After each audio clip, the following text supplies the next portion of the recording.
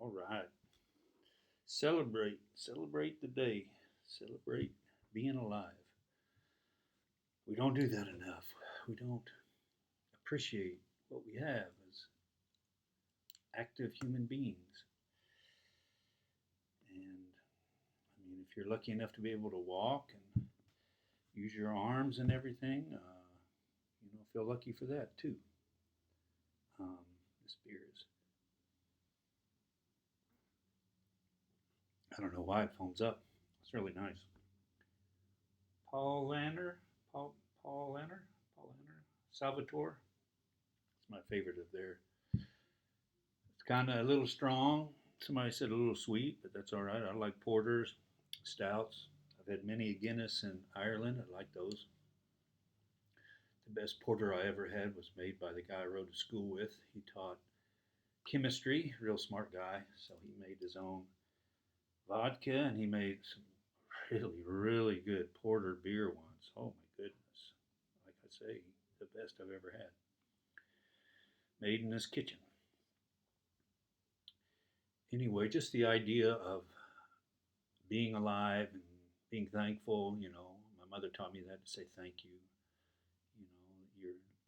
You're lucky if you have a meal. You're lucky if you have a safe house, or safe home, apartment. A lot of the world lives in apartments. Americans, we've gotten used to having our own house, but if we want a good life that's affordable, I think we're going to need more public housing that are apartments, nicely built in safe areas with access to groceries and transit, and we've got a long way to go to help the people.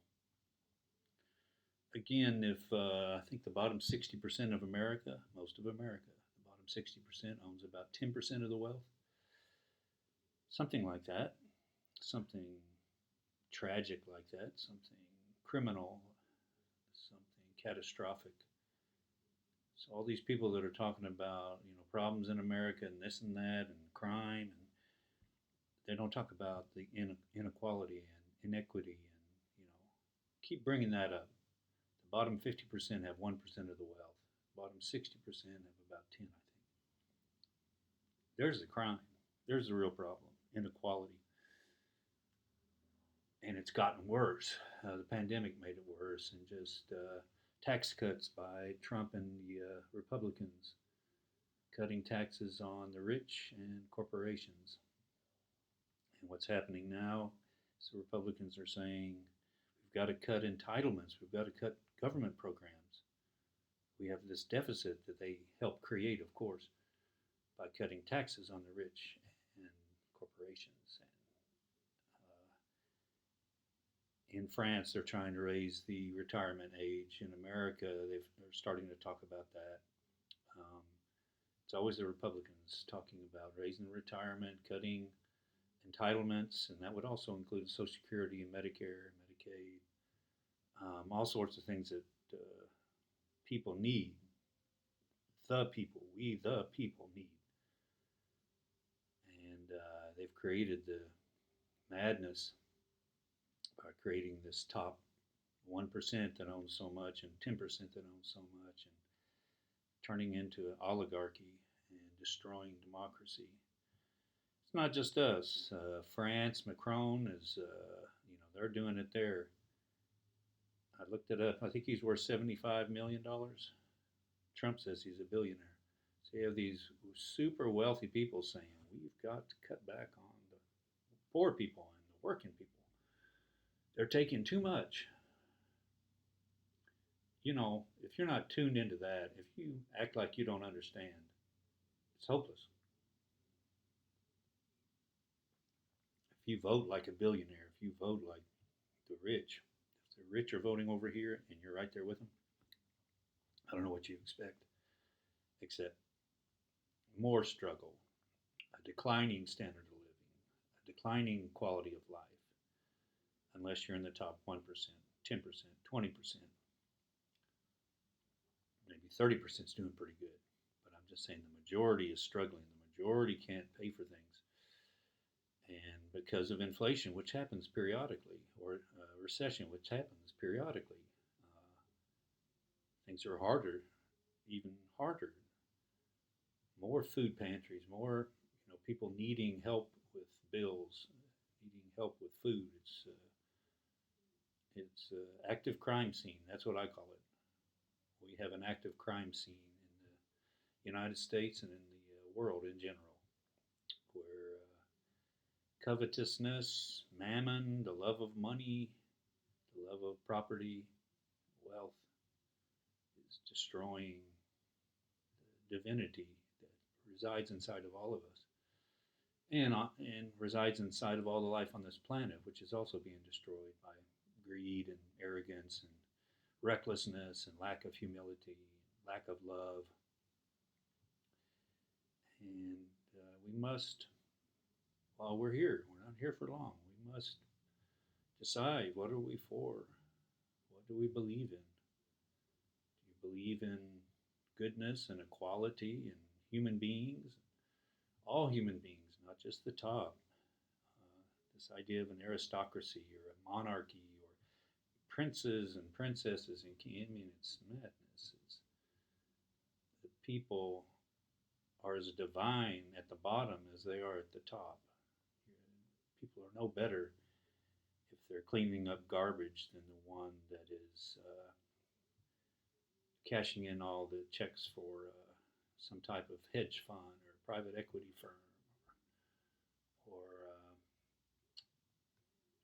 property, which Trump really likes property. A lot of people like property because the depreciation that you can count on, even though the appraisals may go up, you can depreciate it because of wear and tear, even though the actual worth of it is going up. It's a scam. There's a lot of scams out there, and you need money to get those scams. And if you don't have the right lawyers, the right accountants, the right politicians and judges, which also help. What did Citizens United do? It kind of opened up the floodgates to by-elections. The conservatives, the Republican Supreme Court justices, was it 5-4, 6-3? Anyway, they're the ones that said, "Hey, that's freedom of speech. Paying money, buying elections, that's freedom of speech." I believe one guy gave $1.5 billion to somebody to help promote the causes of the conservatives. 1.5 billion, not million, not million, billion. So our government, politicians, elections, judges are being bought and sold, and just so destructive of what democracy is really about and what equality, which goes hand in hand with democracy. Just sadness. And now this Dominion voting suit against Fox, which a lot of conservatives and Republicans have listened to and believed in for a long time. Now it's coming out about all the people at Fox believing that the election wasn't stolen, but then they need to say it on TV to keep the viewers that they want. What did the owner say? He's a billionaire from Australia. It's not red or blue, it's green. We make our decisions on the green. We want the green, the money. So just ruinous. But again, we are angels.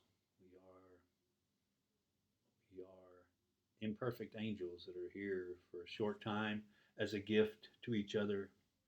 And we need to enjoy each other and enjoy this beautiful Eden that we've been created on. In the middle of darkness, the only planet we know of with life. And even if there are some other ones, that's fine. They're not many, at least not that we can see, and we can see a long way. So we're on a holy place. This is a holy place. You talk about the holy land, that's called earth. The earth is the holy land. The chosen people is human beings on earth. But you could also say the chosen life and beauty on earth, that was chosen too. The mountain, the birds, fish in the ocean, and we're so reckless. I was just reading about all the plastic in the ocean. We're so reckless. I really feel sorry for our children, our children's children, because we've done so much damage. We've done so much damage. Anyway, keep hope alive, keep love alive, believe, because it's true. We can do anything. We can turn and go toward the light and love and honor and humility and compassion and equality and taking care of the home planet. We can do that. That's very possible. Yeah, yeah, yeah, because you're an angel. That's what I'm saying.